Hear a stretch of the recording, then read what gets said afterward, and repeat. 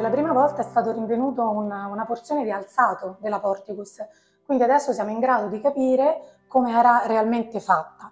La Porticus nasce in età repubblicana e viene rifatta in età imperiale. Questa che noi vediamo è la fase imperiale di I secolo d.C.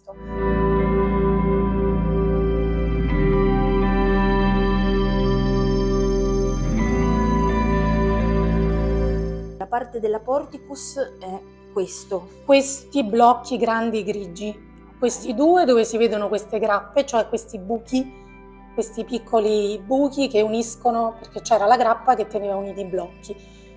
Questa parte che si vede di pavimentazione in opera spiegata è una pavimentazione di un edificio successivo. Noi dai dati di scavo sappiamo che è un edificio del III secolo, di un edificio che si addossava al limite esterno della Porticus. E invece questi massi? Quelli sono frammenti di altri blocchi della Porticus, erano i blocchi che erano sopra, che evidentemente nel tempo sono stati demoliti e sono stati riutilizzati lì per coprire lo scavo di una canaletta moderna.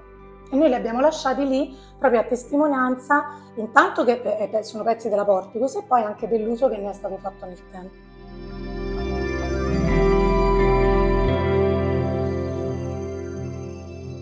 Lo scavo è iniziato nel 2020 in occasione dei lavori di ristrutturazione del palazzo, perché grazie a un carotaggio che era stato fatto per vedere la stratigrafia del suolo era stato intercettato un grosso frammento di travertino.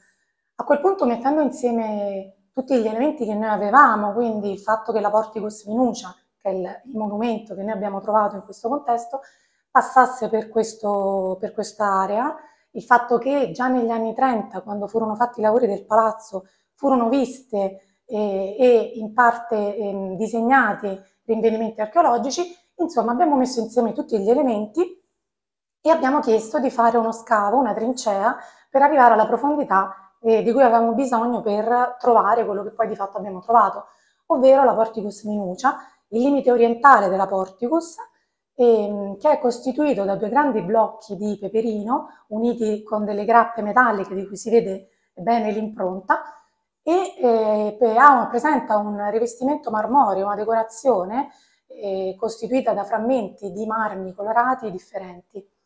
Abbiamo anche rinvenuto la pavimentazione della Porticus, sono dei frammenti di travertino, diciamo un grande spiazzo di travertino. La Porticus inquadrava una grande area su 4 lati con nella parte centrale un tempio, che è il tempio che si vede in via delle Botteghe Oscure, il tempio cosiddetto delle Botteghe Oscure, la cui appartenenza è discussa fra gli studiosi se è il tempio delle ninfe o se è il tempio dei lari permarini. Quella è un'area di proprietà del Comune di Roma, della Sovrintendenza Capitolina ai Beni Culturali. Grazie a questo panorama stupendo alle sue spalle possiamo dire come si sviluppava la Porticus. Sì, possiamo immaginare la Porticus che si sviluppava lungo via delle Botteghe Oscure, arrivava al largo Argentina, quindi il limite occidentale, il limite settentrionale più o meno a Corso Vittorio Emanuele. Ok, lo può indicare, quindi Corso Vittorio Emanuele, Passa di là. facciamo, ok, largo Argentina, di fronte a noi praticamente. E via delle Botteghe Oscure, è questa, dove si vedono le colonne del tempio. All'interno della Porticus avvenivano le frumentaciones, cioè la distribuzione gratuita del grano. Anche qui ci sono diverse interpretazioni degli studiosi, se la Porticus è una, se la Porticus sono due, perché abbiamo nelle fonti letterarie due appellativi, la Porticus vetus e la Porticus frumentaria, quindi su questo ci sono diverse interpretazioni e diverse posizioni degli studiosi.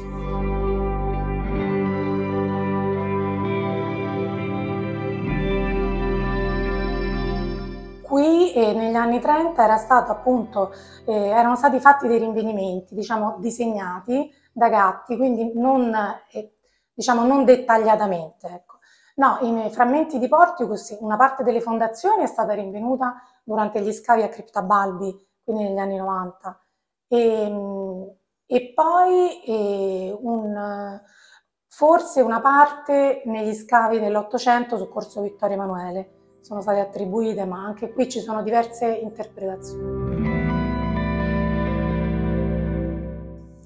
Questo scavo è avvenuto all'interno, come dicevamo, di un hotel. Quanto è stata importante, diciamo, la collaborazione dei privati per la conservazione e la fruizione anche al pubblico di questa scoperta? Allora, è stata fondamentale la collaborazione sia nella disponibilità per fare lo scavo e quindi, come dire, in parte modificare la tempistica, ma anche il progetto del piano interrato dove è avvenuto il rinvenimento ha subito delle variazioni rispetto alla distribuzione degli spazi e è stato importante anche per il restauro che è stato fatto dei rinvenimenti e per il video che viene proiettato qui nell'area dello scavo, che ci racconta come era fatta la Porticus e c'è una ricostruzione tridimensionale proprio della Porticus e questo ci aiuta a capire non solo come era fatta, ma anche dove si sviluppava all'interno della città antica e quali limiti corrispondono alla città contemporanea.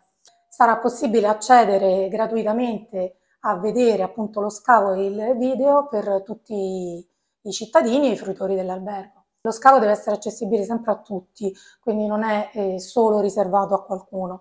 Però la sala benessere è, diciamo, staccata dall'area dello scavo, ci sarà una sorta di sala relax dove i clienti dell'albergo potranno vedere la parte, diciamo, allestita.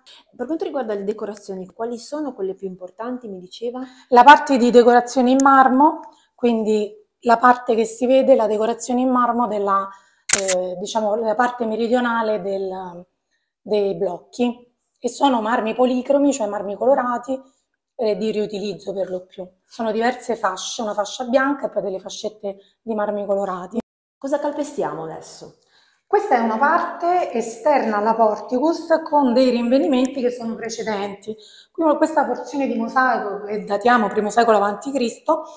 è di forse un'abitazione, non lo sappiamo perché qui dal punto di vista stratigrafico la situazione è stata compromessa da interventi successivi, quindi è un'area di difficile comprensione. Abbiamo comunque lasciato la pavimentazione vetrata in modo che si possa comunque ammirare lo sviluppo della città. Abbiamo traccia della Porticus anche nella forma Urbis. Sì, è vero, incredibile. Abbiamo trovato proprio il pezzo che è riportato nella forma Urbis e che infatti era stato ricollocato in quest'area. Adesso sappiamo esattamente dove era. Quindi può esserci un collegamento, diciamo, tra questa esposizione e il museo, tra l'altro appena inaugurato della Sì, è forma incredibile, Urbis. sì, paradossalmente sì. Noi abbiamo trovato quello che è raffigurato nella forma Urbis, è proprio lo stesso angolo.